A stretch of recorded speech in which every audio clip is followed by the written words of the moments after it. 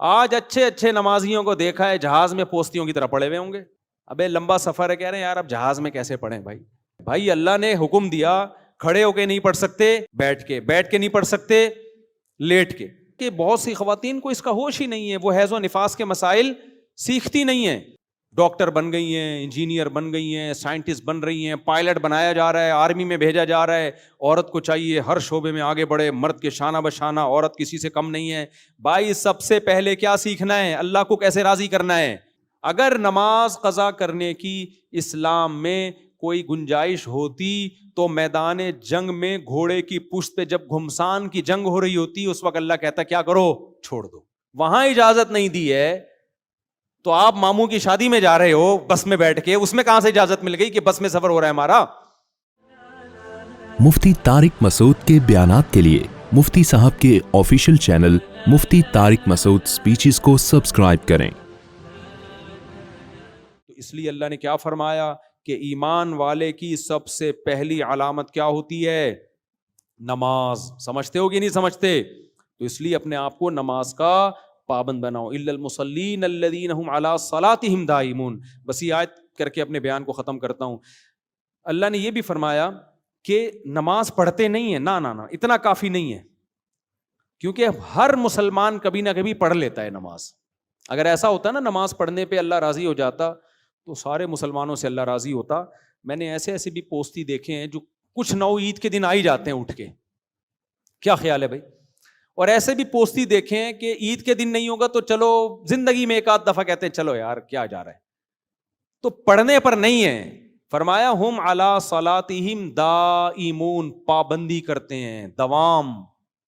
نہ سفر میں نماز چھوٹتی ہے, نہ حضر میں نماز چھوٹتی ہے, نہ شادی بیاہ میں نماز چھوٹتی ہے, نہ میتوں میں نماز چھوٹتی ہے, نہ بارشوں میں نماز چھوٹتی ہے, نہ قحط میں نماز چھوٹتی ہے, نہ حضر میں نماز چھوٹتی ہے, نہ صحت میں نماز چھوٹتی ہے, نہ بیماری میں نماز چھوٹتی ہے, نہ خوشیوں میں, نہ غموں میں, نہ جہاز میں, نہ ٹرین میں, نہ بس میں, نہ کشتیوں میں. آج اچھے اچھے نمازیوں کو دیکھا ہے جہاز میں پوستیوں کی طرح پڑے ہوئے ہوں گے. ابے لمبا سفر ہے, کہہ رہے ہیں یار اب جہاز میں کیسے پڑھیں جہاز میں کیسے پڑھیں. بھائی اللہ نے حکم دیا کھڑے ہو کے نہیں پڑھ سکتے, بیٹھ کے نہیں پڑھ سکتے, لیٹ کے. اگر نماز قضا کرنے کی اسلام میں کوئی گنجائش ہوتی تو میدان جنگ میں گھوڑے کی پشت پہ جب گھمسان کی جنگ ہو رہی ہوتی اس وقت اللہ کہتا کیا کرو, چھوڑ دو. وہاں اجازت نہیں دی ہے تو آپ ماموں کی شادی میں جا رہے ہو بس میں بیٹھ کے, اس میں کہاں سے اجازت مل گئی کہ بس میں سفر ہو رہا ہے ہمارا. نہیں آ رہی میرا خیال ہے بات سمجھ میں. تو اس لیے میرے بھائی یہ آپشنل نہیں ہے نماز, یہ کیا ہے؟ ضروری. خواتین جو نماز پڑھتی ہیں ان کے بھی بڑے مسائل ہیں. حیض و نفاس کے مسائل سیکھتی نہیں ہیں وہ, ان کو پتہ ہی نہیں چلتا ہم نے کب پاک ہوئے کب ناپاک تھے. جب عورت کو مینسز آنا بند ہو گئے, اب بعض دفعہ کیا ہوتا ہے کسی خاتون کو رات کو 3-4 بجے مینسز آنا بند ہو گئے, ان کا ٹائم گزر گیا, اب عشاء کی نماز فجر فرض ہو گئی کہ نہیں ہو گئی؟ بولو نا. بلکہ اس وقت کی عشاء بھی فرض ہو گئی, کیونکہ صبح صادق سے پہلے اگر بند ہو گئے تو اس کا مطلب عشاء کا ٹائم مل گیا. وہ دیکھتی نہیں ہے, تو صبح اٹھ کے ان کو اندازہ ہوگا چلو جی پاک ہو گئے ہیں. تو اب آپ کو کیا پتا پاک عشاء میں ہوئے تھے فجر میں ہوئے تھے, کیا پتا آپ کو. تو ایسے ہم نے دیکھا ہے کہ بہت سی خواتین کو اس کا ہوش ہی نہیں ہے, وہ حیض و نفاس کے مسائل سیکھتی نہیں ہیں. ڈاکٹر بن گئی ہیں, انجینئر بن گئی ہیں, سائنٹسٹ بن رہی ہیں, پائلٹ بنایا جا رہا ہے, آرمی میں بھیجا جا رہا ہے. عورت کو چاہیے ہر شعبے میں آگے بڑھے, مرد کے شانہ بشانہ, عورت کسی سے کم نہیں ہے. بھائی سب سے پہلے کیا سیکھنا ہے؟ اللہ کو کیسے راضی کرنا ہے, نماز کیسے پڑھنی ہے. طہارت کے مسائل نہیں آتے. کتنی پڑھی لکھی ہوں گی طہارت کے مسائل نہیں آتے. ہم جب کہتے ہیں بھائی بہشتی زیور خرید کے گھر میں رکھ لو, جامع رشید نے آسان کر کے چھاپ دیے تسہیل بہشتی زیور کے نام سے, اس میں حیض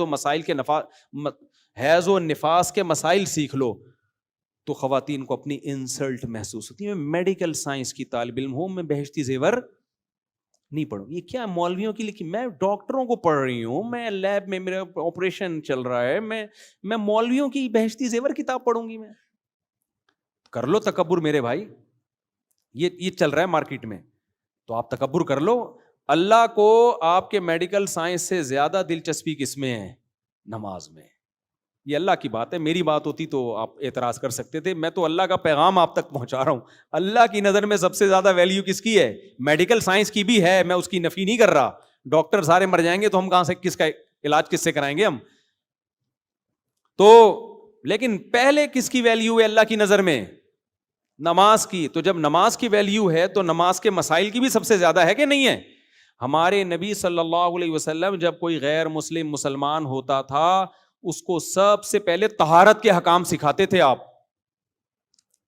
عورت کے لیے بھی سب سے پہلے جو مسائل سیکھنا ضروری ہے وہ کون سے احکام ہیں؟